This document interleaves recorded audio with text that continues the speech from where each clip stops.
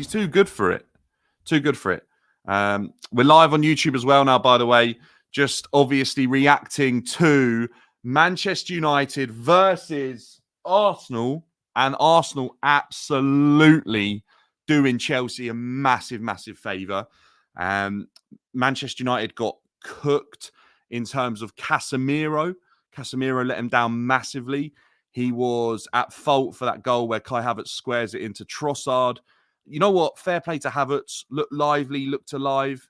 I think that's massive, really, the drop points there. There's a 3-point gap now. It wasn't that long ago. Manchester United looked off in the distance. Don't forget that. Manchester United looked far away. So that's really important. We need to speak about Manchester United. We need to speak about Arsenal. I think Arsenal have left it a little bit too late, really, in terms of their title push. I know they've been challenging all season, but a couple of slip-ups have cost them, and Manchester City, in the formidable form that they're in, I just don't see them being caught. Does anyone see Manchester City being caught? Because I think it's a little bit too late for Arsenal. If I'm being honest with you, I think it's a little bit too late. Would you take Europa League for Chelsea? Oh, 100% I'd take Europa League for Chelsea. First half against Nottingham Forest, too many people. Yeah, I agree. Jacob's saying Chelsea just took way too many touches. It was slow. It was too many touches. It just slowed everything down. We've been popping recently. 1-2 touch football, really tidy. And in the second half, we definitely saw that. So, look, Manchester United, for me, and people are going to think this is delusional because it's another loss, but I think first half they didn't look awful. They've got some players that are not at the standard that Manchester United are as a football club, in my opinion.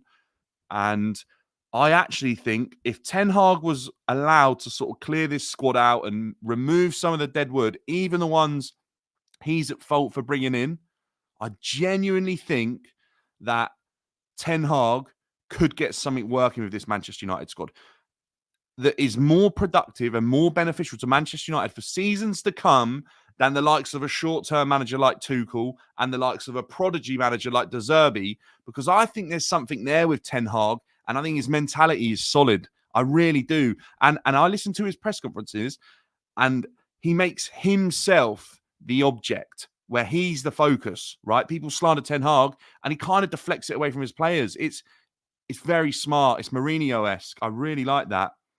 Yeah, Luke's here. Luke is saying Ten Hag ain't all the issue. Yeah, he said some issues, but he don't make us. It's the players. I kind of agree. I think Ten Hag could do a job at Manchester United at the level that they're expecting it to be.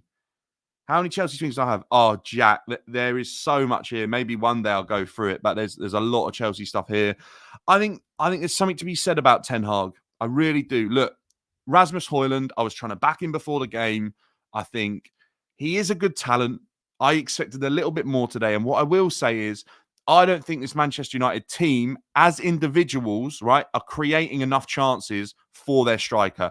Yes, Højlund has to do better in terms of creating his own chances, but this team, look, they're not creating enough. Every time Anthony got forwards, he'd waste his chances. His crosses were poor. He'd lose the ball against the man. He'd hit side netting. And if you've got a winger who's more efficient than Garnacho, Højlund's going to score goals.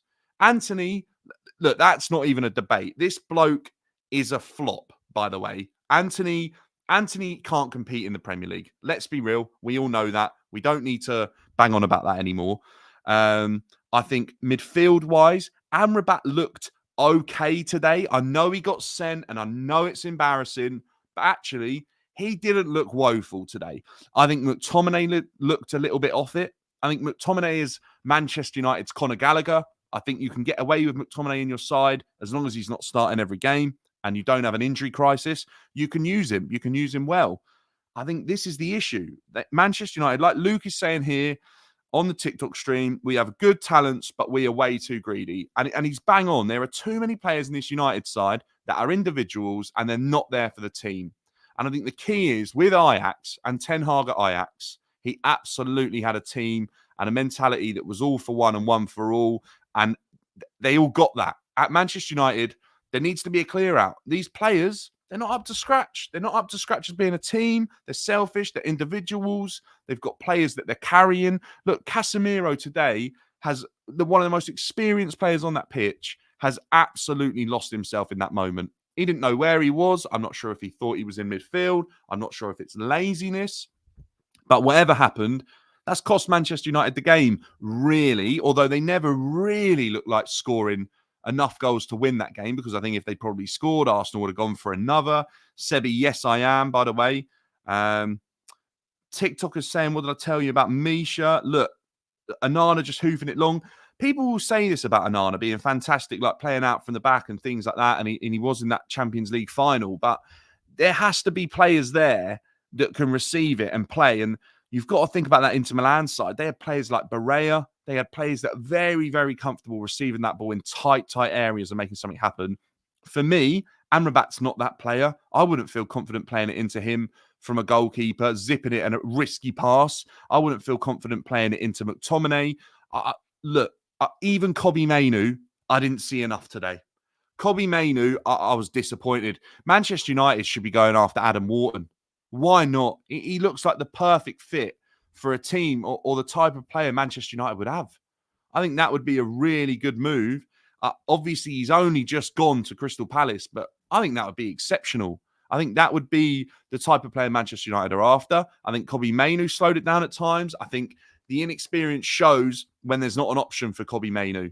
You know, when there's an obvious option who he can play it to, I think he's okay. When that option disappears because of the team lacking an understanding of who's meant to be doing what, Manchester United, the midfield is breaking down massively. They need a clear out. They really, really do. Because, look, I'd back Ten Hag with a couple of new players, and I wouldn't let him have anything really to do with recruitment.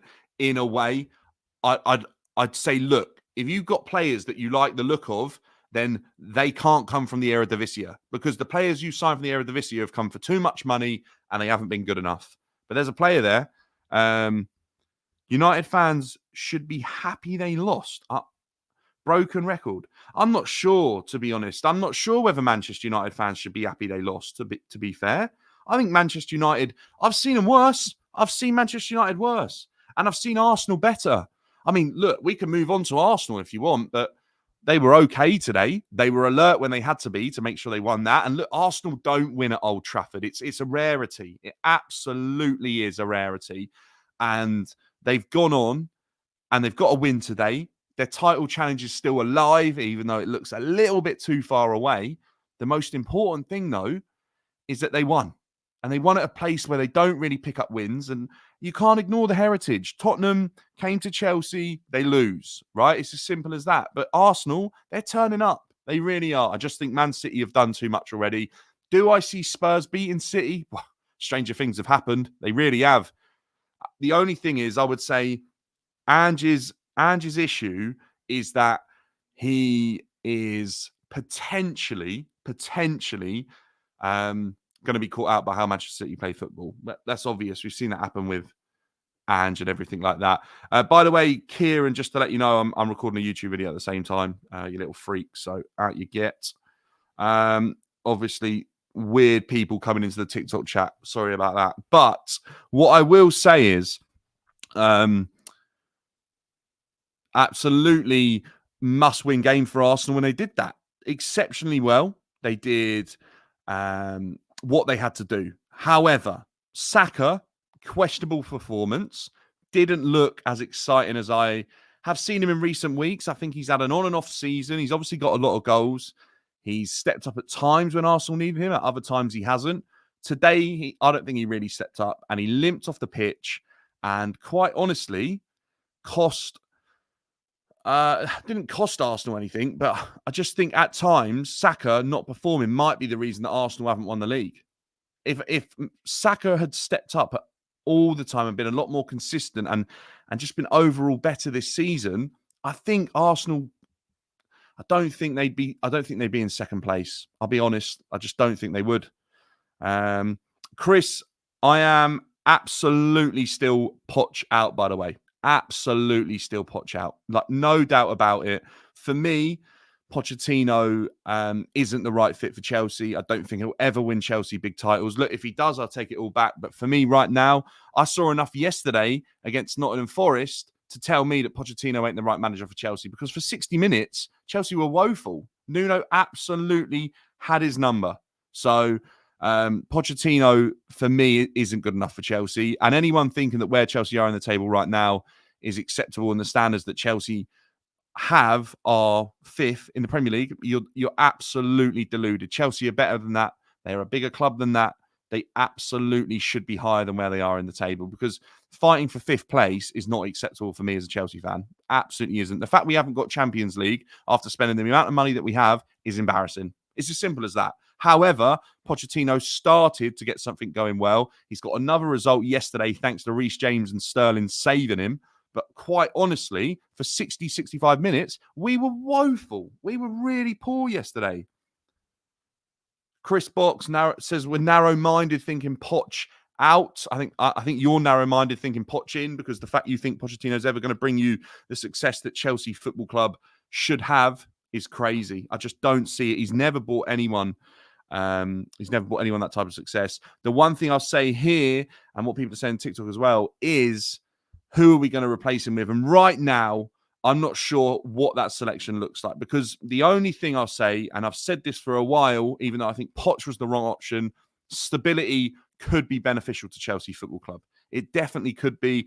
I just think the board got it wrong with the appointment with Pochettino for stability. I really do. I think they could have chosen someone else who's got a little bit more caliber to them, because Pochettino doesn't have the CV with the big trophies on that I expect a manager to have managing Chelsea Football Club. Simple as that. I just think Pochettino is a manager that is forever going to be the bridesmaid and never the bride. I think it's as simple as that. Anyway, back on to Arsenal and Manchester United. The fallout from that game is that Manchester United are now 3 points behind Chelsea. They've got it all to do. They absolutely do, in terms of where they want to be in terms of European football, which I think if you asked them before the season started, was Champions League football. That's out of the question now, but they definitely wouldn't be looking at Conference League. And that's what they're looking at. That's a poor loss for Manchester United today, in the way that I think that Arsenal team could have been beaten today if Manchester United had a few players who were just at a better level. I think they're way off it. I think they really are. Some of those players as individuals are, look, they're not good enough for Manchester United. And the clear out is needed. Really, really is. A clear out is needed for Manchester United. So I have to say, I want to see Manchester United in the summer clear out their squad. I want to see some players come in who fit the system and fit the type of football that potentially Ten Hag's trying to get them to play. I don't want to see Manchester United recruit from the Eredivisie, because I don't think that's the right thing for them. And then potentially you see Manchester United back where they should be, because I don't find it funny that the biggest club in England are 8th in the Premier League or 7th in the Prem. I just don't think that's funny. I think Manchester United should be a team that are absolutely fighting for the top of the Premier League. And I think that would make the Premier League a better league. We are talking about the club not far behind the size of Real Madrid, being 8th in the Premier League. I don't find that funny. I think Manchester United have been ran horrifically badly. Like it's really, really bad how they've been ran. And I think they should be back where they belong. And I think Jim Ratcliffe may or may not be the right person to take them forward. And so far, the signs seem promising. I think there's no point sacking Ten Hag now. If they are going to make a change, I think there's enough of an argument to say, yes, look, we want something new. You weren't our man. Okay, I'd understand that. The same with Tuchel and Todd Bowley. I would absolutely understand that. However, I think Ten Hag could do a job if he's backed and he's supported in the right way, and he understands the vision that the new Manchester United board have, and that potentially he understands that some of the players he's brought in from the Eredivisie they're not good enough to challenge for titles in the Premier League, because it's as simple as that for me. Manchester United are a massive team who are performing way below what their name suggests they should be doing in the Premier League. Simple as that. Ten Hag is United's worst ever manager. I look, maybe because he's been given the amount of time that he has, but he's won you a League Cup. He's got you in an FA Cup final this season. He obviously got you Champions League last season. Look, the group stages in the Champions League are very, very questionable. The fact that you finished where you did is not good. The amount of goals the Manchester United conceded as well is not acceptable. The defense isn't good enough. You've made some signings that are just so questionable, and signings that you've also backed to absolutely do well in the Premier League, and they haven't. Look at Varane. How can you sign Varane at 28 from Real Madrid and he go on to have the type of performances that he's had and the injury record that he's had for Manchester United? I don't think Ten Hag is really that bad. I think comparable to Rangnick, I think Rangnick's probably worse than Ten Hag. I think there's an argument that Ollie could be worse than Ten Hag. I think Ollie did a great job at steadying the ship, which you could argue Ten Hag's undone. I think the issue with Ten Hag is he has made some mistakes. I think he really has. Look, Leon, I don't disagree with that, by the way. Leon's saying that Ten Hag's spending is some of the highest from a Manchester United manager ever. I think you have to look in comparison that, one, the market and how many teams around Manchester United are performing, are spending, you have to kind of back that and go, look, we need to back our manager in terms of spending. They've obviously given him trust to recruit some players and they haven't worked out. Let's be real. Like, I think Ten Hag has lost some of the team. I don't think he's lost all of them. I think he's lost some. And for me, he needs to remove those players that he's lost, because I actually think those players that he's lost are also kind of toxic to Manchester United now. And I think they just need to move on. I think Ten Hag has got players that have been there for 3 or 4 different managers. That kind of happened at Chelsea. We had players sticking around from Conte and Sarri. Bowley came in and was like, let's get rid of all of these. Let's just do it. Let's just get rid of these. Unai Emery is the best manager in the league. Look, I can't disagree with that. I think Unai Emery is a fantastic manager. What he's done with Aston Villa in the time is arguably better than 95% of the managers in the Premier League. The only one you can argue could be better is Pep Guardiola, because he won the treble, and that is an exceptional feat. But for Unai Emery to have his Aston Villa side sitting in top 4 and almost getting to, well, they got to a semi-final in Europe. They almost got to a final.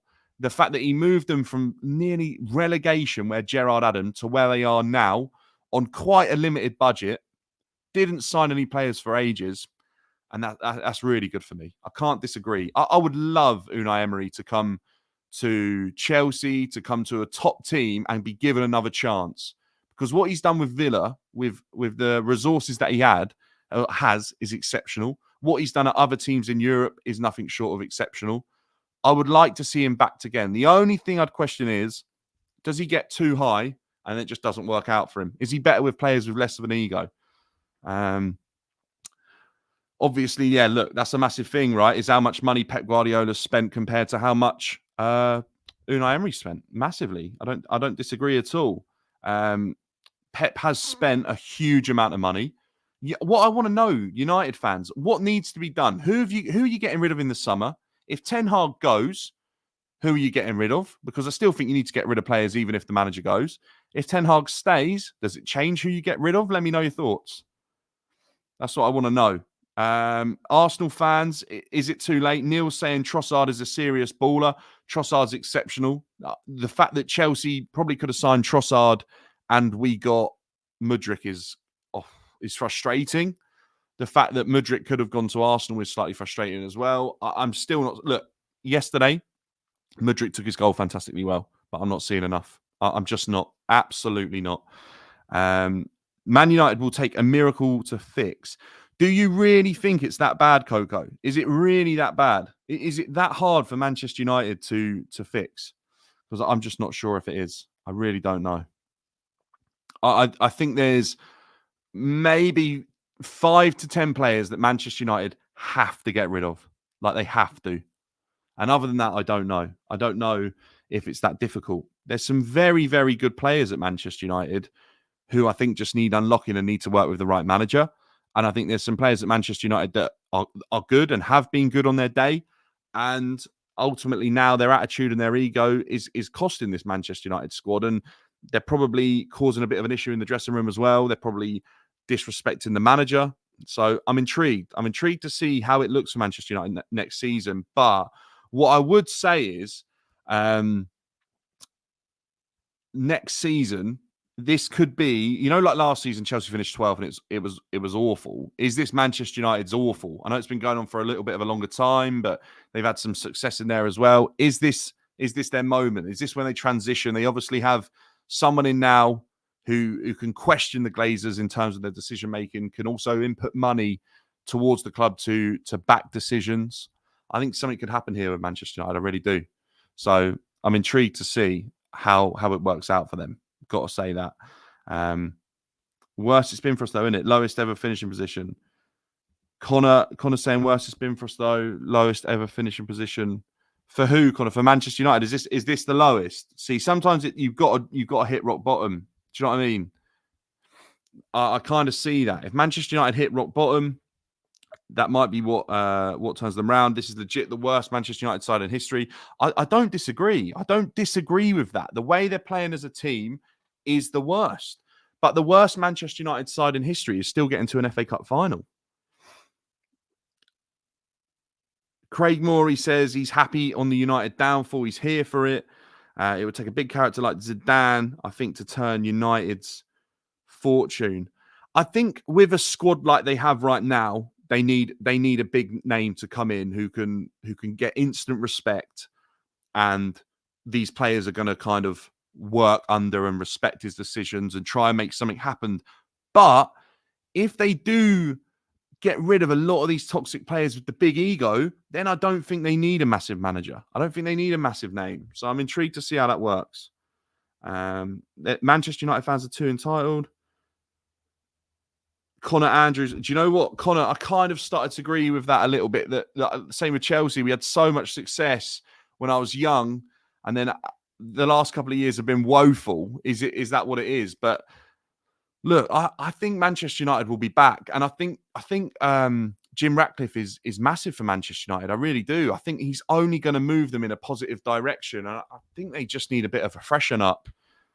Connor's just in here now. Connor, look, are you Ten Hag out? What's the deal with that? Because I'm not sold on Ten Hag being out. I'm really not. I felt like I saw some football today. Look, I've seen worse performances and I've seen better performances, but I think Ten Hag could be the right manager for Manchester United if they can just kind of establish a little bit of a better squad. But look, you cannot question that some of the players you've signed just haven't been good enough.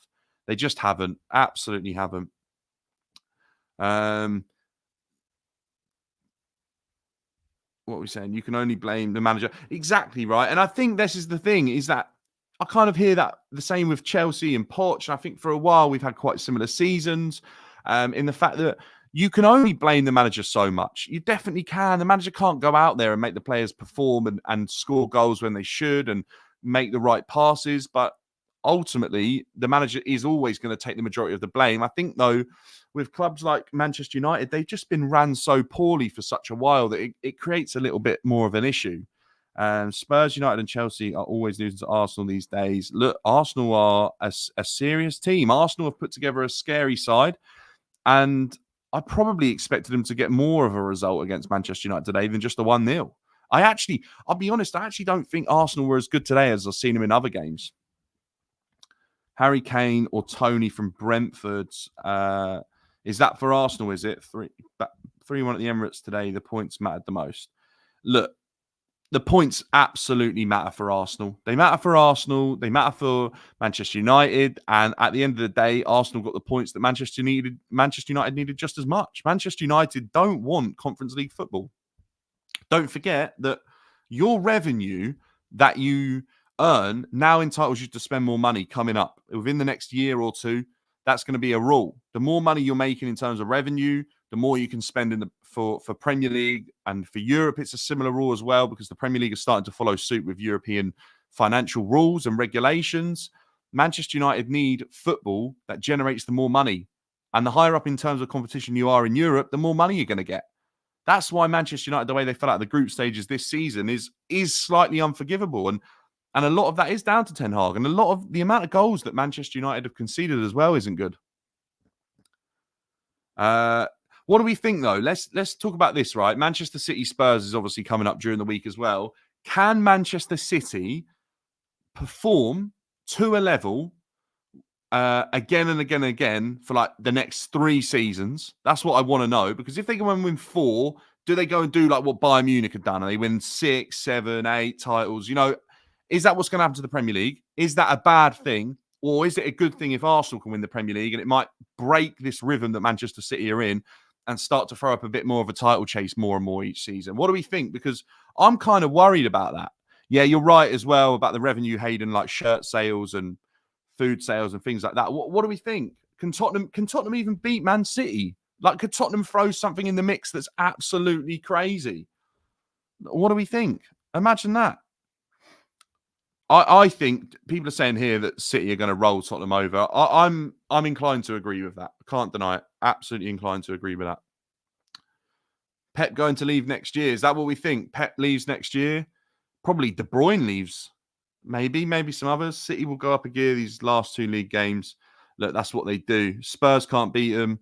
So what do we think? Do we think that Spurs don't beat Manchester City? Is that the general consensus? Wow. If can you just imagine Arsenal fans, like, what are they going to do? They hate Spurs, but Spurs could do them a massive favour. It'd be amazing. I'll tell you what, it'd make the last day exciting, wouldn't it? Haaland will follow. What if Poch leaves? Yeah, but you see now, like, Mbappe is probably going to go Real Madrid. Where does Haaland go?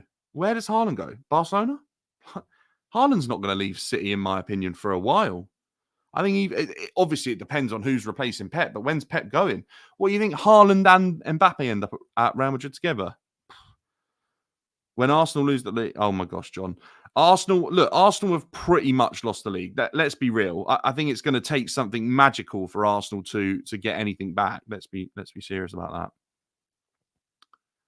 It's a 1-team league and it will never change unless something comes. Grest, this is the issue, right? This is the issue. Is the Premier League becoming a 1-team league? Because there's a genuine debate to be had here that the Premier League could be becoming a 1-team league, because I just don't see another team disrupting this from Manchester City. If they win it this season, it's an unprecedented 4 in a row. No, that's never been done before. And the Premier League is definitely becoming a 1-team league, even though there's been a bit of a title race this season. It's not quite fair to say, but it's not a good look. It worsens the Premier League product. The thing that was so good about the Premier League for years gone by was that you had the likes of Manchester City, Liverpool fighting it out. You had the likes of Manchester United, Arsenal fighting it out. Chelsea, Manchester United fighting it out. Manchester United, Man City fighting it out. That's what made it exceptional. You had the freak wins where Leicester would go and win. Blackburn obviously spent a lot of money and won the Premier League as well. Like, that's what made the Premier League attractive. I don't see another Leicester happening for so long, for maybe ever. And the issue is, right, the Premier League also, and I think this is ruining the Prem, the financial rules implemented in the Premier League are causing a bit of an issue. Like, 3-horse race. I don't know if it's been a 3-horse race. I'd definitely say a 2.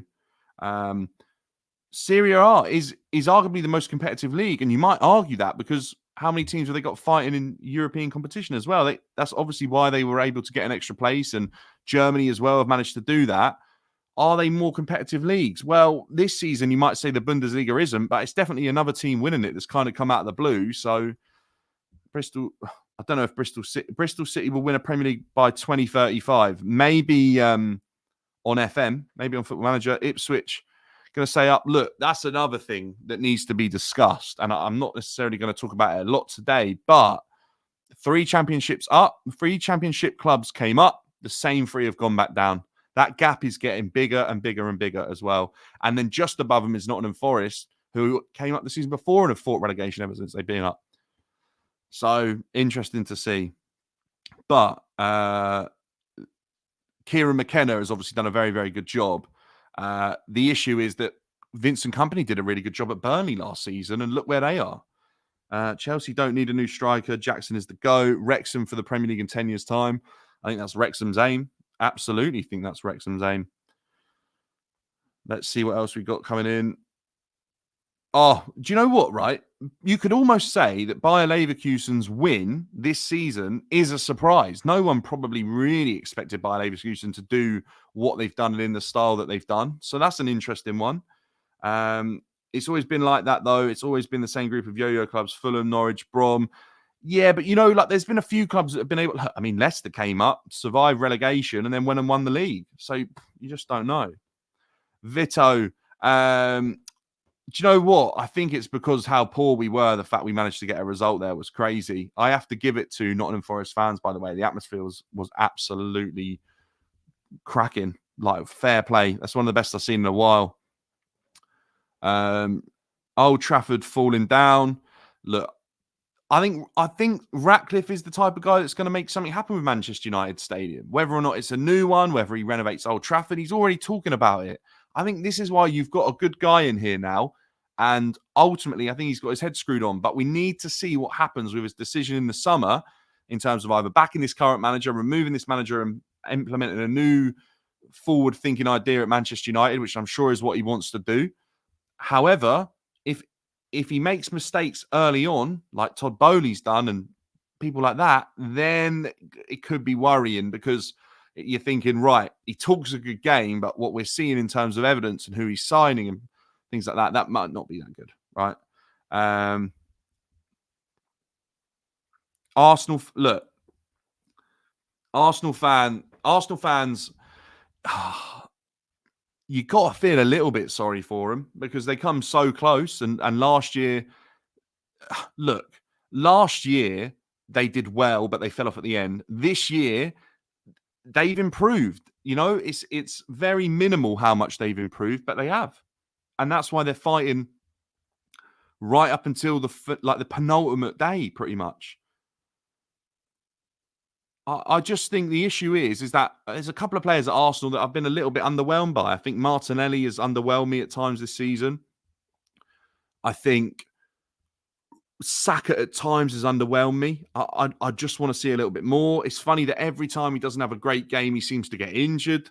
Like I watched him fall down there. I know he kind of falls down the slope, and that slope's a little bit tricky at Old Trafford, but like, where's he got that injury from? I just didn't see it on the way that he fell down. And it's just pretty much something that seems to happen a lot. When Saka has a bad game or he doesn't have a great game, there's always a little limp off at the end. People are saying that obviously the Chargers could implement Manchester City's fall off. Maybe. I'm hearing that could be settled outside of football, by the way. That could be settled financially. Shiv says, unless Manchester United come on City, step into your sixth gear and smash the remaining 2 games to win the 4-peat. Oh, useless Manchester United. Yeah, look, Shiv, I don't disagree, by the way. 2 games to go for a Manchester City 4-peat is absolutely crazy. Absolutely crazy. 4 wins in a row in the Premier League, which is supposedly the best league around. Wow. It's phenomenal. And you know what? What is it? It's like, is it 7 out of the last 8? Is it something like that as well? People are saying Ten Hag has no ball knowledge. I'm not sure I see that as the case. I think Ten Hag does. I think Ten Hag signed players, look, for a lot of money that he shouldn't have done. And there's question marks over that, obviously. But does he have zero ball knowledge? No. I think he expected those players to be at a better level in the Premier League than what they are, though. You're telling me that Ten Hag, he definitely thought he was getting a better player in Anthony than what he got. He definitely did. Did you see the interview where he said that we played good and that stuff? Fresh. If he said that you played well today, on the whole, I actually kind of agree with him. I don't think it was a bad performance from Manchester United. I think there's just a couple of players that aren't good enough, and I think he probably knows that, and he's protected them a little bit. What do we think? How many players do Manchester United have to sell in the summer? Ten Hag has terrible tactics. I actually don't know. I don't know if that's true. I don't think Ten Hag has terrible tactics at all.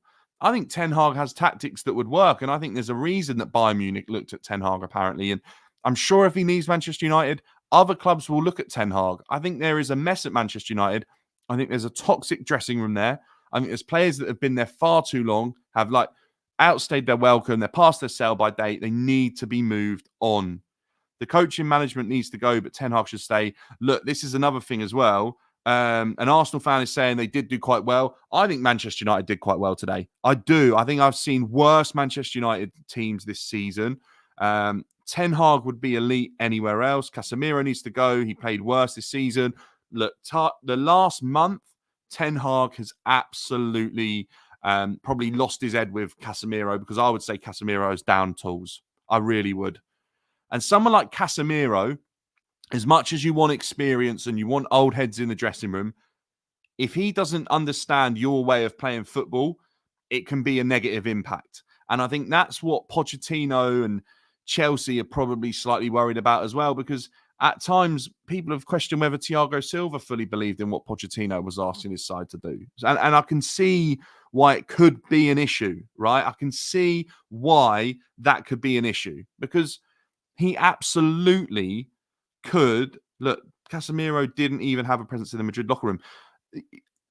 Casemiro would have a presence in this Manchester United locker room, though, coming from Real Madrid. He just would. There's no, like, of course he would have a presence. Casemiro let his team down today with that mistake. But for filling in at centre-back, I mean, how well can many... Like, that's a tough job for a lot of midfielders to do. So was he that bad? I don't know, really. I think he just let his side down in terms of... My initial thought is that he thought he was in midfield, and there were obviously... Not he thinks he's in midfield, but it's just how he'd be in midfield. He'd be slow and watching the game, and he's not alert enough to step up. He's been dreadful in the six. I think his age has shown in the six. Where do you think Casemiro should go next season? Look, it's probably Saudi, isn't it? It's Saudi or back to Brazil. There's a difference between Chelsea and United on the up, and United stuck in their ways. Look, United are stuck in their ways, and I think last season there was a bit of that at Chelsea. I think there was players from a lot of different managers, and when they brought in a young, up-and-coming, different idea sort of manager like Potter, it just did not work. Potter would be better with the younger players that we bought now. Shiv over on YouTube says an academy centre-back may have done better than Casemiro at centre-back. Look, there's always a chance, but I think Ten Hag probably went with experience, and it might have backfired a little bit. But ultimately, that mistake probably kind of woke Casemiro up a little bit as well. What do we think? Last season, he was great. Yeah, look, sometimes players just go like that, don't they? Sometimes they do. Cambuala got injured, right? Yeah, look, people are saying Casemiro's played at CDM his whole career. It's like putting Varane at striker. The issue I have with that is that some players are more versatile and some roles are a lot more similar. There have been centre-backs that have played at striker, but Varane, for me, wouldn't ever look like a striker. I can see in a Ten Hag system, in that Dutch style of play, how a midfielder who plays as a six could potentially be a centre-back. Look, Daley Blind's a good example of that. He's played in holding mid before. He's played at centre-back. He's played on the left. They can be versatile in a system like that. I felt like Amrabat had an okay game. I've already mentioned that, but yeah, exactly. I really think that Amrabat had an okay game, but is probably not a player Manchester United should be signing. I think they've just got a lot of players around that I just don't think I'd want in my squad. I think they're negatives for Ten Hag. I really do. I think he's probably having a really difficult time getting his message across to these players. Lukey says, I hope he goes to a smaller Premier League club. Shiv says, enjoyed watching your matchday vlog, bro. Love your analysis and your energy in general. Shiv, big words. Appreciate that, my man. Thank you so much. That's up on the YouTube channel now. My day out, obviously, at Chelsea, Nottingham Forest yesterday, where Reece James stepped up, absolutely clutching that game for Chelsea and Pochettino, because it wasn't a good game. It wasn't a good game for 60 minutes. Chelsea looked woeful.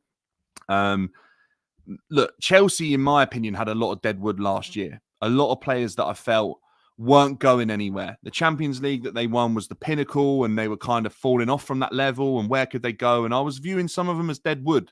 And we got good fees for those players. And some top Premier League clubs paid top money. So Manchester United could do the same. I think you could generate a huge amount of money for Marcus Rashford, like a huge amount of money. Is that the right option? I don't know. I don't know if you want to go and sell Marcus Rashford, because another manager could come in and revitalize his career. But you do want to sell Anthony Martial. You do want to probably move on Casemiro. You probably don't want to renew Amrabat. You probably want to move on Christian Eriksen. You need to get some other experience in, because look, Kobbie Mainoo, Mason Mount, these players, they're probably not, or they probably shouldn't be starting for Manchester United week in, week out. McTominay, in my opinion, is Manchester United's Conor Gallagher. I think there's always a space for someone like that who cares about your club, works that hard for your club, produces okay numbers. There's always a space for that player in your team, whether it's on the bench, whether it's starting in a midweek game or a Europa League game or a cup game. There's always space for a player like a McTominay, a Conor Gallagher, even a Mason Mount. I think there is. I think they're good people to have in terms of training and what they offer, but also you need quality. You do. And I think Manchester United lost that. Look, if Manchester United sold Bruno Fernandes, I don't even think they'd be going wrong there. I really don't. Garnacho looks good to me. Garnacho looks like a player that could really become something special. However, I think he's a little bit greedy, and that needs to get coached out of him, because ultimately his end product at times hasn't been good enough to warrant the greed that he's shown. You know, like sometimes he's really, really greedy, takes too many touches, does beat his man, and then the finish or the cross is diabolical. And maybe with age and experience, he'll just become more efficient, because don't forget, Ronaldo as a youngster was really greedy and was nowhere near as efficient as what he was. And then from like 2007 onwards, he started putting up serious numbers, and it just kind of clicks. So who knows? That could happen. That really could. Well, let's see. Very raw prospect, no future in the sport but in terms of Garnacho, no, I don't see that. Come on. There's times when Garnacho is absolutely breezing past players. I have to say that. He's absolutely got something. You know, some of the goals that Garnacho scored are exceptional. Sancho, we can talk about Sancho if you want, but I'm not sure whether Sancho fits the Premier League unless he's at a team that are going to be on the front foot and counter-attacking like a Crystal Palace at the moment. I just think Sancho, I really like Jadon Sancho, and I think he could do something for England in the summer. I think he can obviously do something in Europe. I think he can play well in the Bundesliga. I'm just not sold for him in the Premier League. And look, sometimes leagues just don't work out for players. Look, I'll give you an example, right? And a different player completely to Sancho. But Immobile has played in Spain, has played in the Bundesliga in Germany, and has played in Italy. He's just found that Italy works best for him as a striker, and he stayed there and he scored a lot of goals for Lazio. So it's like, sometimes you just find a place where it feels right and you fit in, stay there and become loyal and make the most of it. Right? Sometimes that's what you got to do. And if Sancho fits in at Dortmund and it works for him and he likes it there and he's happy in Germany, then I think just stick it out, and Dortmund fans will love you, will absolutely love you, and they'll treasure you, and you'll be up on that yellow wall in a tifo and everything. Why not? Like, for me, Sancho comes back and starts chilling with Manchester United and trying to break into the squad again, and then people start questioning him, and another manager picks up on his attitude. Look, they obviously don't mind him at Dortmund, and Aubameyang had a questionable mentality towards turning up on time, and some managers didn't like it, but at Dortmund there wasn't an issue. They kind of understood it, and maybe it just works. Maybe Dortmund are a more chilled out club. I think Sancho should stay there. I don't think he should be fighting to move back to Manchester United in terms of trying to play. Look, it would probably be an honour, and he probably wanted to succeed at Manchester United to say, look, City, you should have given me a chance. You should have let me play earlier on when I was younger and I was ready. But now, do you know what, Sanch? Carry on at Dortmund. nail down an England spot, nail down the debate that you are one of the best wingers in European football, and then see what the future holds. But just get a bit of stability for a few years because you're an exceptional talent, like an exceptional talent. I think that would be the best move for Jadon Sancho. I really do. Sancho, look, we don't know that. We don't know. We're just making stuff up there if we say Sancho doesn't like the manager. We can't agree with that. I think Sancho doesn't like Eric Ten Hag, though. I'll tell you that because I don't think Eric Ten Hag has made 3 mistakes for me at Manchester United that are absolutely standout. One is the players that he signed from the Eredivisie thinking they are at the level of the Premier League because there's enough proof to suggest that players from Holland, the Dutch league, haven't been good enough for the Premier League. I think the way he handled the Ronaldo situation was absolutely dreadful. And I think the way that he handled Sancho was uncalled for and unnecessary and out of order. And I think actually those 3 things have probably lost him a lot of respect in the dressing room. I really do. But look, it's tough. You don't know if a player prefers living in Manchester. You just don't know. But for me, for his career, I think Dortmund is obviously a great fit for Sancho. And why not sticking out? You know, like Marco Reus, he could have gone anywhere at a certain time in his career, and he just wanted to stick it out at Dortmund and be loyal. And now look, he's gonna leave Dortmund in a Champions League final. They might not win it because they're up against Real Madrid, but taking Dortmund to a Champions League final on its own is massive. It happens fairly rarely. It's like once in 10 years, twice in 10 years now.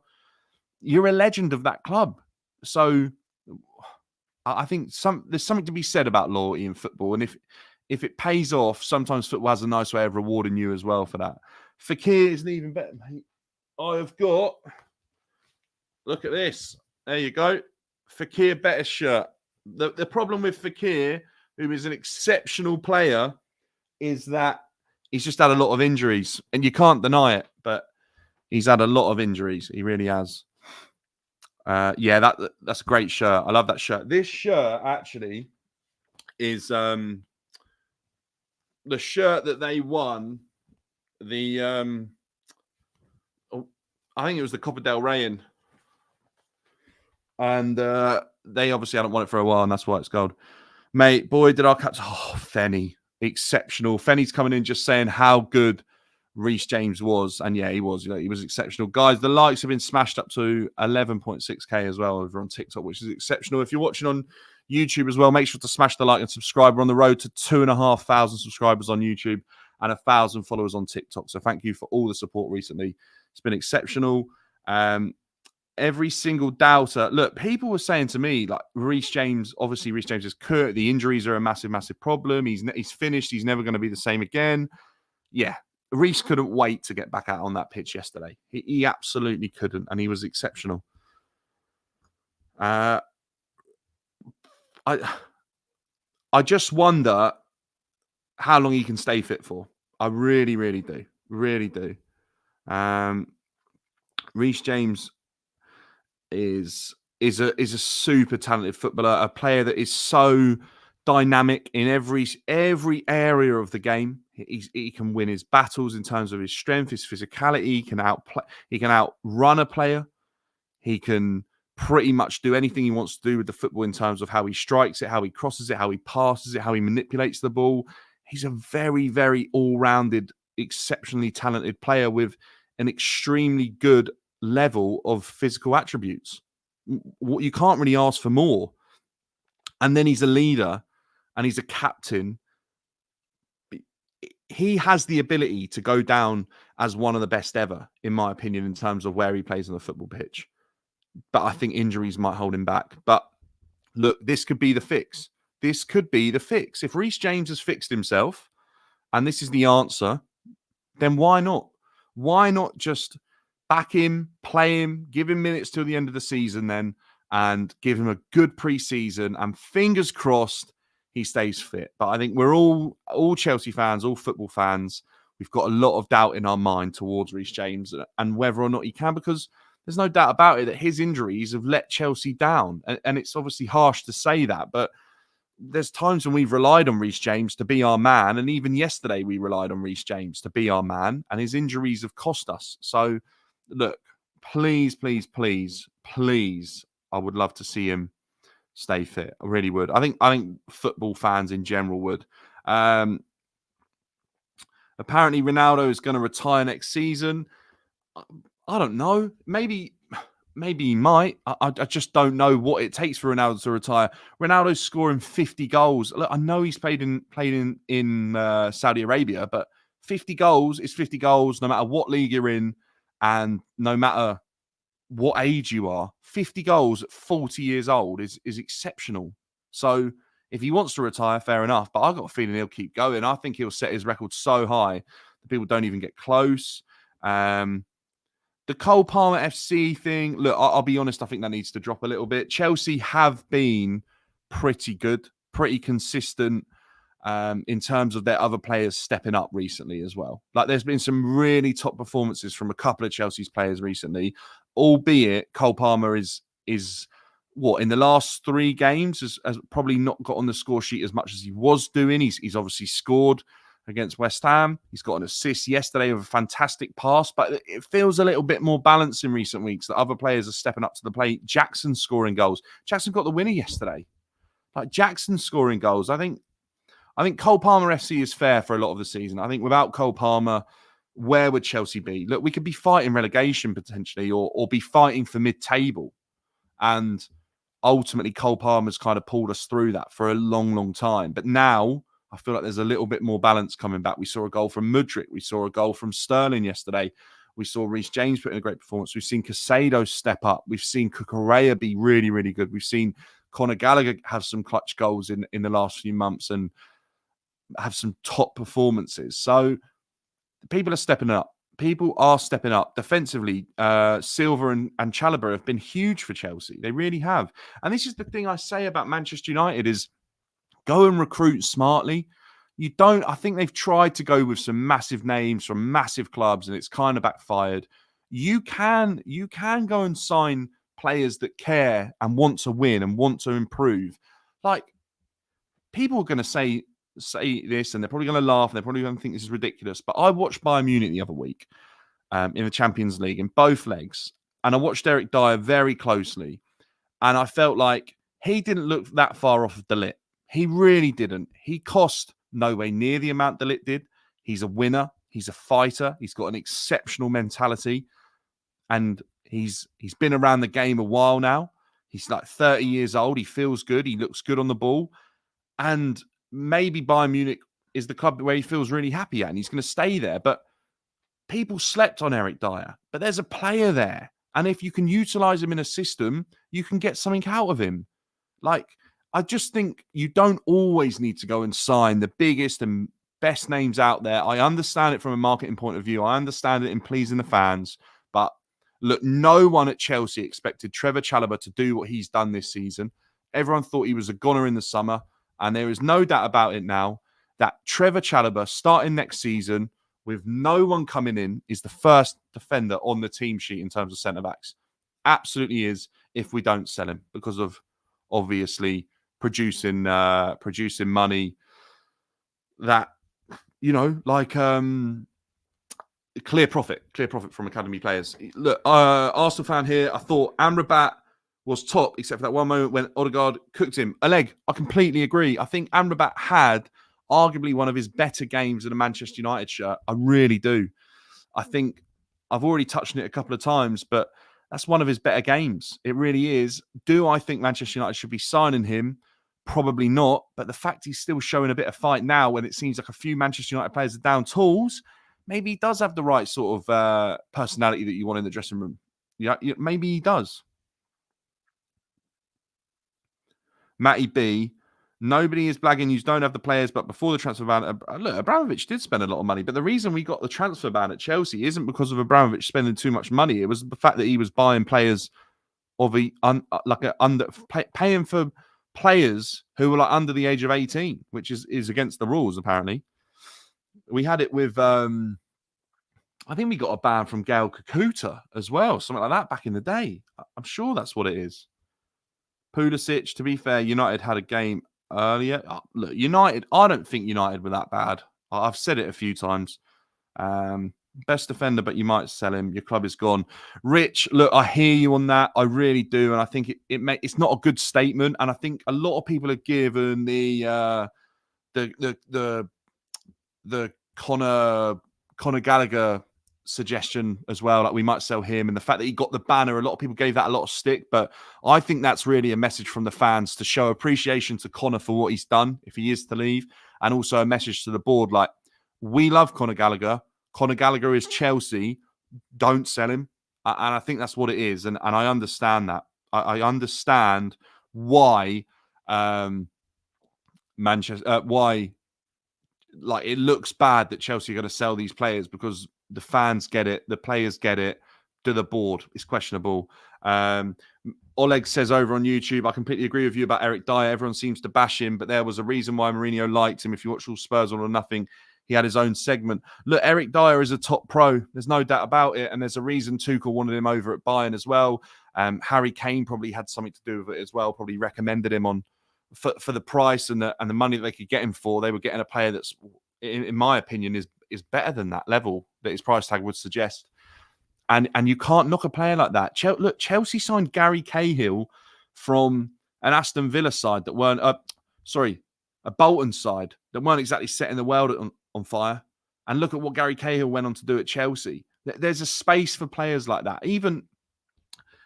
Even Johnny Evans at Manchester United is in a similar mold this season. That look, he's past his date, right, in terms of what he's done and how long he's been around. But even Ten Hag noticed that there's something there in Johnny Evans that is useful for his team. It just makes sense sometimes. You don't always have to go and get the biggest names. It's about striking a balance between the two. It really, really is. Matty B, are we talking about who are we talking about, Matty? Matty's saying we have one of the best managers in world football, but I'm not sure who he's talking about. Let's see what he says. Tuchel wanted him at Chelsea, Dunk or Dyer. Yeah, exactly right. But there's something to be said about that type of player. I really think that. I think there absolutely is a space for that type of player. And I think Manchester United don't have enough of that in their dressing room right now. I really don't. And I think Scott McTominay is one of those players. Pochettino, one of the best managers in world football, is a strong statement in my opinion. I think Pochettino is a very good manager. I think there are things that he doesn't do that well. I think there are big question marks about some of his in-game management throughout the season. I think it's been better in recent weeks. I think it's unfair against the real top managers in world football to suggest that he's on par with them when you look at what he's done. Chelsea have a better squad of players than what this season suggests in terms of where they're going to finish. I think even at sixth, I think they could finish better. But Pochettino, injuries, the performances of the player, and the mess from the board, all those four things together absolutely don't help the situation. Like they really don't. He's a very good manager and he has good attributes, but he has more downs. Yeah, I agree. To that, I'd say name 5 to 10. Chat, right. I need chat to help me here. Can we name 5 to 10 managers better than Pochettino? Because I think that's really easy to do. Really, really easy to do. I think that's so easy. I'll start. Pep Guardiola, definitely better. If you don't want me to say Tuchel, fine, but Tuchel's definitely better. I think Ancelotti is better. I think Inzaghi at Inter Milan is better. I think Jurgen Klopp is a better manager than Pochettino. He's literally beaten him in his European final. He's got his number when it comes to that. I think Unai Emery is a better manager than Pochettino. That's 5. Okay, we keep going. I think Jose Mourinho is still a better manager than Pochettino. Even people will say they disagree. I think that he is. I think that you could even argue that the Dortmund manager has done more than Pochettino in a while because he literally should have won the league last season and now they're in a Champions League final. But I can understand why people would debate that. I think Arteta, he's won a trophy in England. Is he a better manager than Pochettino? Probably is. I think Zidane, obviously out of management at the moment as well. Arsene Wenger is obviously retired, so I don't know if we can count him. Look, I'll be honest. There's a couple of managers that we're on like 8 now, and we can keep going. We can go with managers that are retired, and we'll fly past it. We absolutely will. Xabi Alonso's just done a season unbeaten. David Moyes has won a European trophy. Like, we're crazy saying about some of these players, like about these managers not being better than Pochettino. Pochettino, look, he's not getting in the world-class bracket. He's just not. Shiv says Ancelotti. So, yeah, look, I think Glasner being better than Poch is a push, even though what he did with his German, like the team out in Germany, has been really good. Hansi Flick's probably debatably a better manager than Pochettino. What Pochettino is good at, though, is like what he's done with Southampton, like what he's done with Spurs, almost like what Unai Emery has done with Villa, is level up a team. You know, take them from where they are to the level where they can compete, and then a better manager can come in and take them to the next step, right? And I think that's what Poch is very good at. And I think actually Chelsea probably had a little bit of a plan in terms of Potter being that man, but they've kind of gone, right, Potter was too low for us. Let's step it up with Poch, settle it down a bit, and then potentially go to the next level once Chelsea are sort of settled and making sure that they're getting top 4 and might have won like an FA Cup or something like that, or Europa League with Pochettino. What I'm saying is, during that transfer ban, you had Lampard. Look, Frank Lampard, what he did during the transfer ban is very good. It's very underrated. He brought through a lot of youngsters, blended them with an experienced side, built a very, very good dressing room, got the youngsters to achieve something no one thought was possible. He lost one of Chelsea's best ever players, and he did really well to get Champions League football. What Lampard did the next season, along with the board, along with the sporting directors, was sign players and really struggle with gelling them into the team. And Tuchel was able to gel those players together to win him a Champions League in the same season. Lampard, this is what happens when managers and players go and sign too many numbers for the squad. Like, Chelsea were better probably the season before without Werner, without Havertz. Tammy Abraham was putting up better numbers than Havertz. Like, Mason Mount was doing better than Werner. Like, he kind of ultimately went and bought players that arguably didn't buy into him. And look, Thiago Silva is the one that I think you can look at Lampard and say, thank you for getting that one done, because he's been exceptional. But too many names with egos, it just didn't really work for Lampard in that second season. And I think last year when Lampard came in, I think Lampard looked at Chelsea and went, this is a mess. I don't want to be here. And I think Lampard down tools, because I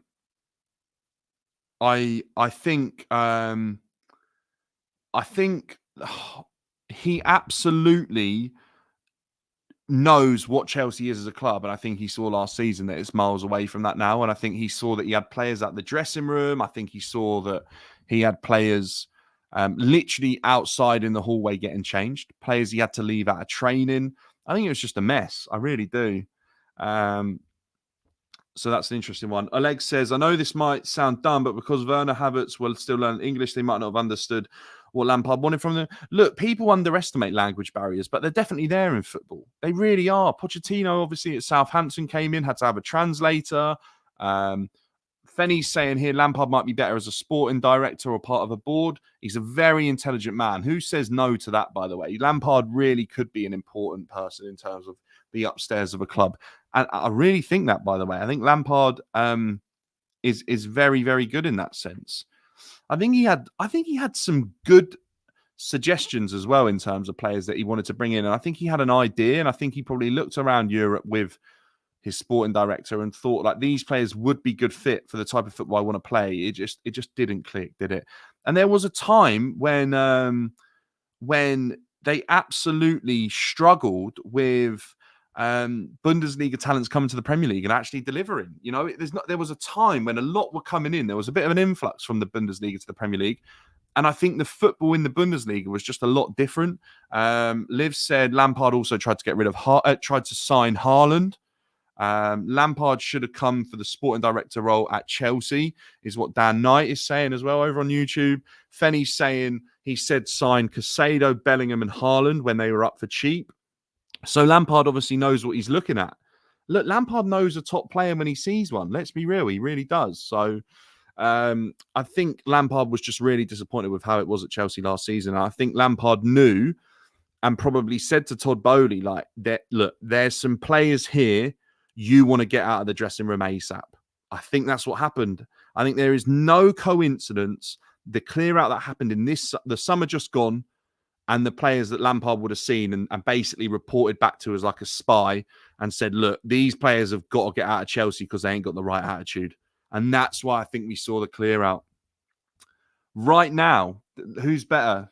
Maybe people in the chat can help me with this, yeah, but who's better, Jackson or Lukaku? I would say probably Lukaku. I think in all fairness, Lukaku's probably better. I think even at, I was going to say at Jackson's age, Lukaku was definitely better than Jackson at his age. But Lukaku, obviously at Chelsea, Jackson's been better. Definitely. Who would I sell in the summer, says Dan Knight.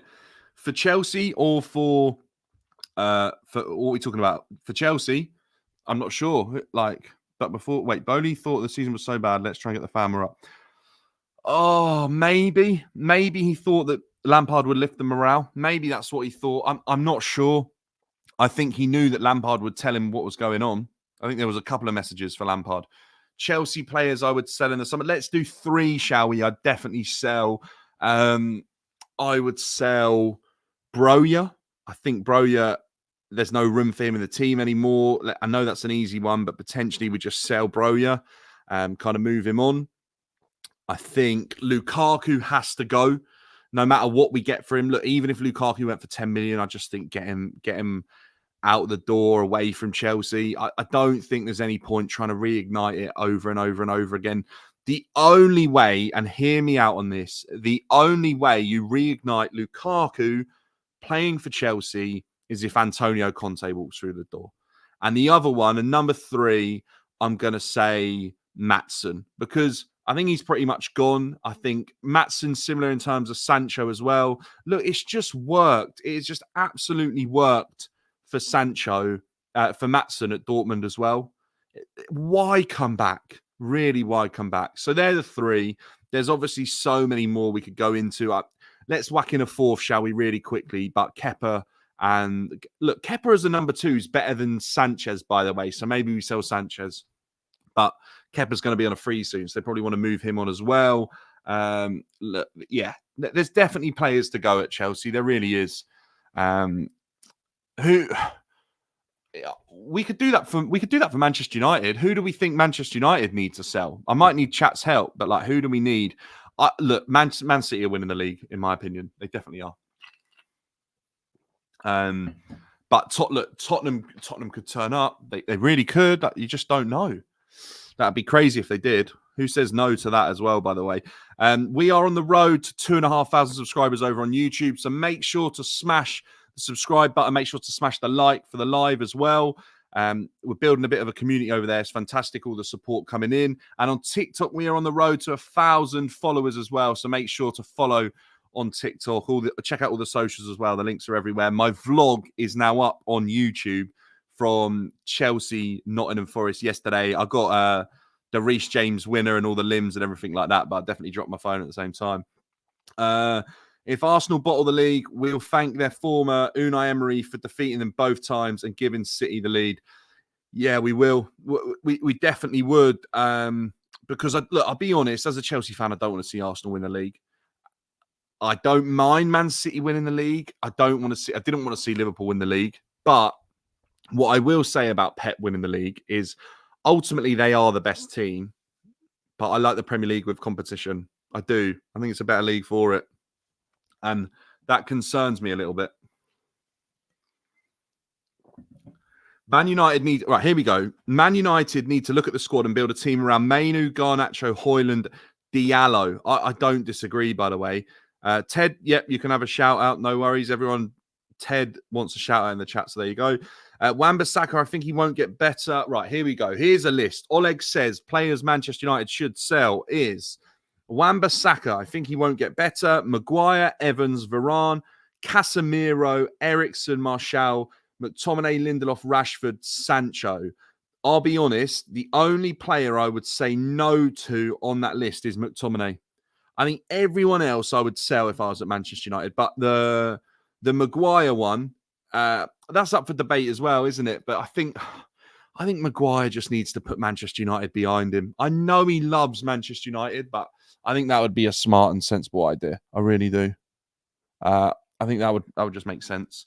Maguire is a leader, don't get me wrong, but there's space to be a leader at another club. Sorry, I'm just trying to sort out there.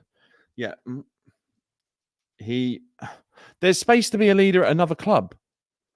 Why is that done that? There we go. Yeah, look, there's space to be a leader at another. Sorry, YouTube, my camera's absolutely deserting me. But there's space to be a leader at another club. There really is. West Ham. People said West Ham last summer. Why not? He could go. Look, why not? Yeah, he could go to Germany and fit into a club there. Because look at Eric Dyer. Why? I just think why not? Why not think about going abroad? Any advice for GCSE? Says Nathan. Yeah, make sure you revise and don't play your PlayStation.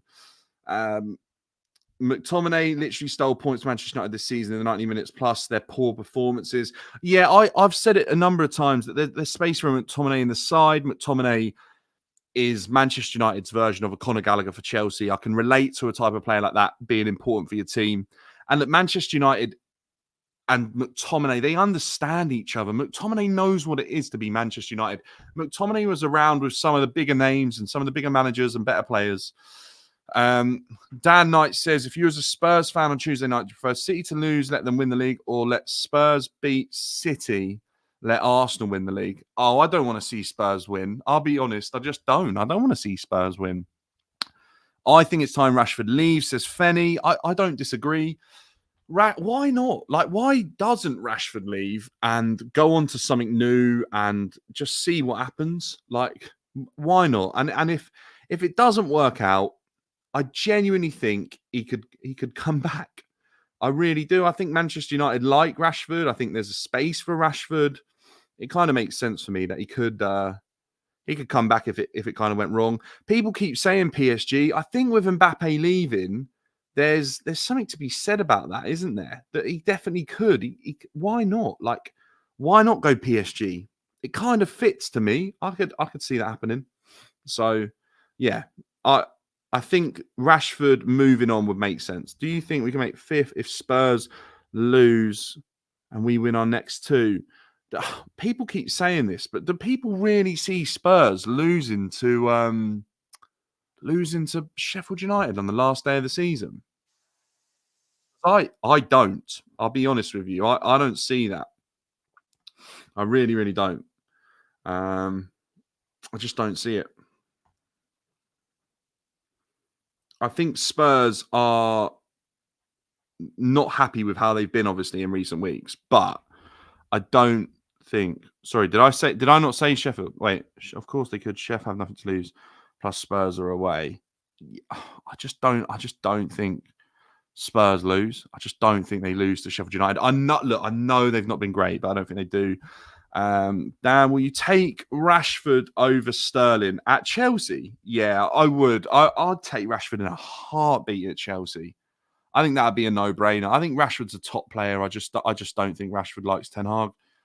And I also think Rashford is the type of player that would work under Pochettino. I think he would. I think that's the one thing you can say about Poch. And this is the one thing I felt like at the beginning with Pochettino was at Spurs, he didn't get backed to the extent that he should have for what he was achieving with them. At PSG, that wasn't his squad. At Chelsea now, it's not really his squad and he hasn't really been backed. What happens if you actually take a chance on Pochettino and you back him, do you get success? That's the only thing. Tim says, should Oliver Glasner win Manager of the Season for the Premier League? No, he shouldn't. It's too little too late, even though Glasner's been fantastic and the football that they're playing is really, really good. It's a no from me. However, Oliver Glasner absolutely should keep doing what he's doing at Crystal Palace, and potentially Crystal Palace will go on to much better things, or he will definitely be in the talking for a big job. So that'll be interesting for me. I think Palace have been exceptional. Chat, who is Manager of the Season? Let me know in the comments. Who do we think? Would you take Osimhen at Chelsea next season, says Dan Knight. Yeah. I'm not going to turn down Osimhen. I think it's just the fee. It worries me if Chelsea go and sign another striker for over 100 million. It just does. If we go and blow another silly amount of money on a striker and it doesn't work, I just can't take it from the other fan bases again. I just can't. Like, Lukaku went so wrong. Torres obviously was difficult. I just don't know if I can take that again. I'd rather go and sign Dominic Solanke than I'd sign Osimhen, though. I've said that. 20 Premier League goals. Look, if you score 20 Premier League goals, no matter what side you're in, you're a serious striker. You are.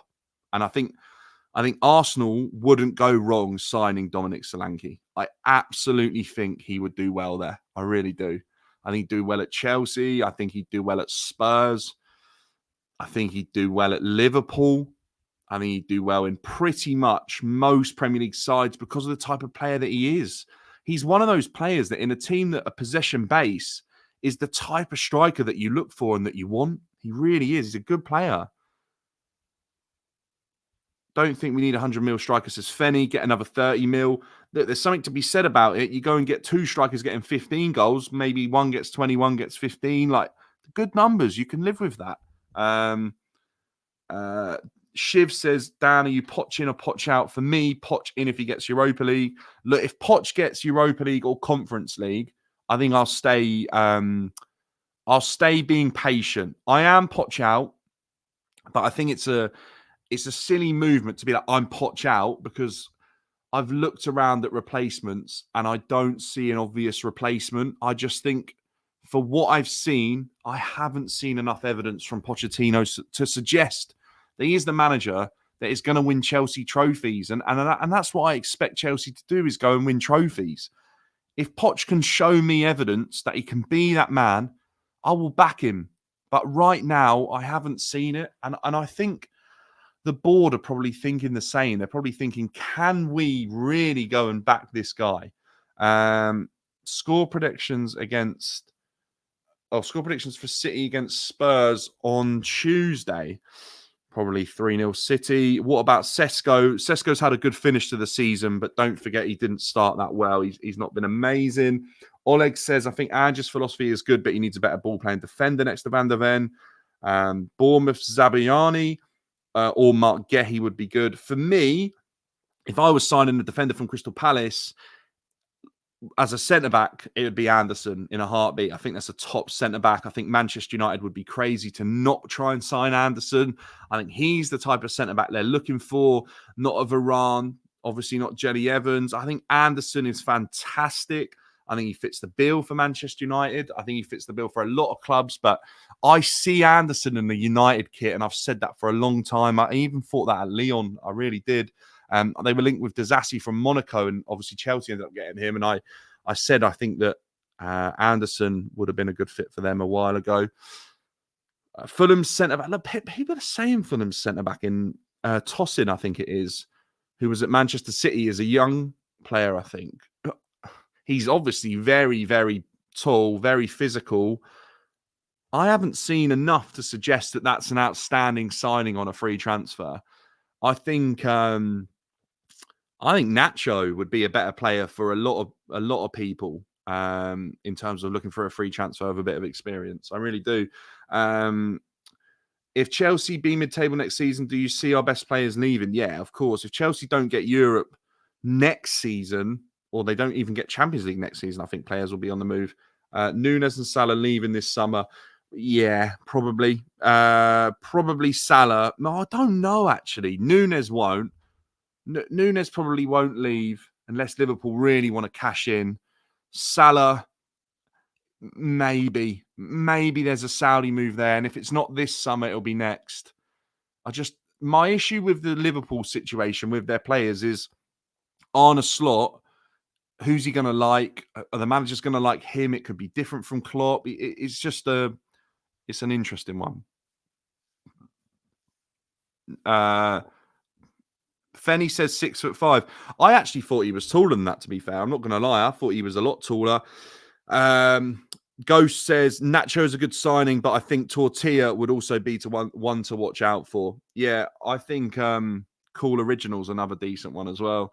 So, look, let me know your thoughts in terms of Manchester United and Arsenal today. Let me know your thoughts on Chelsea, obviously. Let me know your thoughts on other Premier League games. We've got big games coming up midweek as well. We've got Newcastle, Manchester United, which is massive in the chase for like this European hunt that's on for Europa League / Conference League. There's a game on obviously between Tottenham and Manchester City, and Chelsea have Brighton. Brighton have put together two good performances recently. They obviously beat Villa and got a draw against Newcastle. I don't think they can get back into Europe, but they might want to finish on a better streak. We're above United now, says Ghost. I'm not sure who you support, but fair enough. Thoughts on Jackson, says M. Dot. I think Jackson's been really, really impressive the second half of the season. I think he's a lot better than I expected.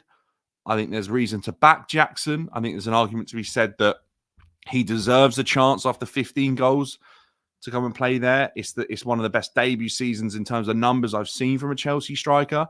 And I think there's potential there that Nicholas Jackson could easily be breaking 20 goals. I really do. Braden, yes, I did. M. Dot says, do you think Spurs have a chance against City? Yeah, weirdly enough, I do. Weirdly enough, I actually do think Spurs have a chance against City. I don't know if that's crazy, but I just think I could see them turning up for some reason. Shiv says, do you consider Klopp as a top 5 Premier League manager? Top 5? Is he better than Arsene Wenger? No, you can make the argument that Arsene Wenger was unbelievable in what he kind of transformed the Premier League into what it is now a little bit. He's not better than Pep. He's not better than Mourinho. Is he better than Ancelotti? Probably. Is he better than Wenger? Yeah, Klopp probably gets top 5. But yeah, I'll say yes to that. Klopp can probably sit in the top 5. Jackson needs competition. Look, I don't disagree. However, there is an argument to be had that Jackson has been better when now he knows he's the man, you know? And with Jackson's arrogance and that type of sort of energy that he brings, I kind of think you just need to turn around to Jackson and be like, you're my man, and I think he'll flourish. I do. I could see that also working. If you give Jackson competition, you could kill that confidence that he has. So I'm not sure there, but there's an argument to be said that do you just turn around to Jackson and say, you're my number 9, you are my player, go and get me 20 goals, go and score me the goals that you didn't last season. Alex, I forgot Sir Alex in that list as well. So does Klopp get it? I'm not sure. I need to think about that again. Sir Alex, Pep, Mourinho, Wenger, probably then Klopp, to be fair. So probably does. But as a manager around everywhere, Klopp isn't better than Ancelotti. Oleg's saying Klopp as a whole is not better than Ancelotti. You could argue Ancelotti is the GOAT conversation. If he wins in the UCL in a month with injury-infested Madrid side with no proper number 9. Yeah, look, I agree, by the way. I think Ancelotti on the whole is better. Got Bielsa over Klopp. I can't lie. No, I don't hear that. Josh MC says Odegaard is unbelievable. Spurs won't try because they want Arsenal to win the league. They don't want Arsenal to win the league. Yeah, I can definitely see that being potential as well. But I don't think Ange wants to keep losing at the same time. I don't think Ange really cares. Walking Hoyland today shows Jackson his levels. His hold-up play and his dribbling is really good. Yes, I don't disagree. I actually kind of thought that Højlund, I still do think that Højlund might be the better player overall. But what I'm seeing from Højlund this season, in terms of this Manchester United side, isn't good enough, really. I just think it hasn't really clicked. But I think there's a serious player in Højlund, and I wonder, as their career paths go on, will we be saying Jackson's better? I'm just not sure. I hope Ange plays a high line against City, says Shiv. Yeah, that could be fun. If Spurs win, I'll celebrate so bad, says Charlie. Look, if Spurs win, there's obviously going to be a lot of happy Arsenal fans. Ghost says, do I rate Cucurella? Yeah, I do. Last season, I'll be honest, I wasn't happy with Cucurella. I felt like Cooks last season, it just didn't work. I think Potter was asking him to do something that was unreasonable. I just don't think it was working. I think, it was just a bit of a mess. And I don't think Cucurella dealt with the pressure that well. This season, it's a different story. Bar obviously having to go and have an operation, Cucurella has been great. And I really think a lot of that is down to Pochettino. I really do. Really, really do. Neil says Trossard has upped his game. M. says thoughts on Leverkusen going invincible. Arsenal's only achievement is being replicated. Look, other teams have gone invincible since Leverkusen. I don't understand the hype. I think Conte did it with Juventus in Italy. Teams have definitely done it. Obviously, it's relevant, isn't it, to talk about Leverkusen? But teams have done it since then. It's in a different league as well. No one's done it in the Prem since Arsenal. Look, Arsenal drew a lot of games, but they still went unbeaten. And that feat hasn't been done. It hasn't been matched in the Premier League since. So that's an achievement that I think Arsenal can hang on to. Yes, look, even this Arsenal side now has more wins than the Arsenal side that was invincible. So that does say something, but it's a feat in its own right that hasn't been matched. Daniel Knight says, what striker would be good competition against Jackson next, or good competition with Jackson next season? I've said it before on the stream, and I'll say it again. I think Chelsea wouldn't go wrong signing Dominic Solanke. I think 19 Premier League goals in a Bournemouth side says everything you need to know. I think as a player who's finally clicked there, I can't read your name properly. It's RTDs says, thoughts on Lavia. Lavia, look, I can't pass judgment on it. I'm going to be completely honest with you. I didn't see enough of Lavia at Southampton to know what level he's going to be at. I've heard a lot of stuff. I've watched him at Southampton. I thought he looked okay. I never thought I'd see him in a Chelsea shirt. I just don't know with him. I'm not fully sold because he's been injured the whole time, and I've heard he's had an injury record for a while, so I can't really comment. Do I think Casado is a flop? Absolutely not. I think there's been times when I've been really, really underwhelmed with his performances, but just lately and at times throughout the season, I've seen him pick up his level. And if that player can be a little bit more consistent and appear a lot more often, then I think you're in for a serious player for a while because of how young he is. Do I think he's been a flop this season? No. I think he cost a lot of money, though. I don't think he'll ever be worth that price tag. No, yeah, see, RTD's just saying that. So how many proper Chelsea are in here? I have no idea how many proper Chelsea are in the TikTok, but if you are proper Chelsea, make sure to follow and like the lives. Make sure to subscribe. We're on the road to 2.5K over on YouTube, and we're on the road to 1,000 followers on TikTok as well. Forza United going in for Rodrigo. Look, if Rodrigo leaves Real Madrid in the summer, I would be shocked. I don't think he'll leave this summer. I think they'll kind of wait and see what happens with Mbappe and everything like that. And then potentially, if he's not getting in the team as much as he wants, he might leave. Shiv says, if Spurs somehow draw City, then both City and Arsenal will be at 86 points with a game in hand. The goal difference will determine the winner after the final game. That'd be good fun. We all know Manchester City, I think, have won a Premier League on goal difference before, so always makes for an exciting final day. Daniel Knight says, who do you think is flop of the season? Guys, who do we think is flop of the season? Let me know in the chat. I would like to know who your thoughts are for flop of the season. Who would mine be? Who would my flop of the season be? I'm just trying. Who went for big money? You know, one that people like. I don't know if it's harsh, and if it is, let me know. But Brennan Johnson cost 50 mil, and I don't think he's been great. Um, who else? Give me some shouts. Mason Mount. Look, he's been injured a lot. You see, like, does being injured a lot make you a flop? I don't know. I don't know if it does. Saboslai was he started okay. He did start okay, and for that reason, I'm not going to say that he is. There's a couple. Like, I know he's not this season, but the fact that Anthony again has been woeful and probably worse than last season, when a lot of United fans at the beginning of the season were saying that he was going to have a good season, that is a flop in my eyes. But obviously, he's not new to, or he's not a brand new transfer. Let's be honest, if City will win, Spurs will get cut open by Burnley. People say Burnley like play really good football. I've not watched enough of them. I haven't watched enough of Burnley. Casado, 115 million, could be up there. Oh, look, Liverpool, Nunes costing Liverpool the title. Nunes obviously isn't new this season either. And Nkunku.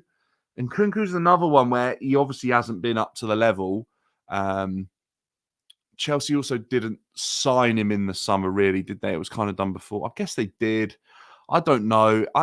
Look, I'll be honest, yeah. I don't know if you can say a player's flop of the season if they're injured. I think they need to play a bit. They do need to play in order to be considered a flop. Does anyone else agree with that? Because I'm not entirely sure. Lavia is another one. Look, he got signed for so much money and he's barely played. So are they flops because they didn't play? Oleg says, what about Harry Kane? He didn't win a trophy. Look, I think that's quite funny. I feel a little bit sorry for Harry Kane that he didn't win a trophy, but at the same time, I can see the humour in it because he joined a team that are absolutely destined to go and win trophies. And look what happened. Yeah, I'm not sure. I'm not sure really in terms of flop of the season who I'd say. I'm not going to give it to Casado. I'm not. Absolutely not. I'm just racking my brains here. I've got a bit of a mind blank on who it might be. But look, what I'm going to do, I'm going to wrap up the streams. Absolutely a pleasure chatting to everyone for a long time. We've been live on TikTok for like 2 hours, YouTube for an hour and a half. If you're new, make sure to subscribe. Like I said, we're on the road to 2,500 subscribers. Over on the TikTok and the Twitter, we're building up a good community as well. So make sure to tune in and chat to me over on those platforms. I will see you in a bit. If we can get the live up to 20 likes, that would be fantastic. And I will see you in the next one.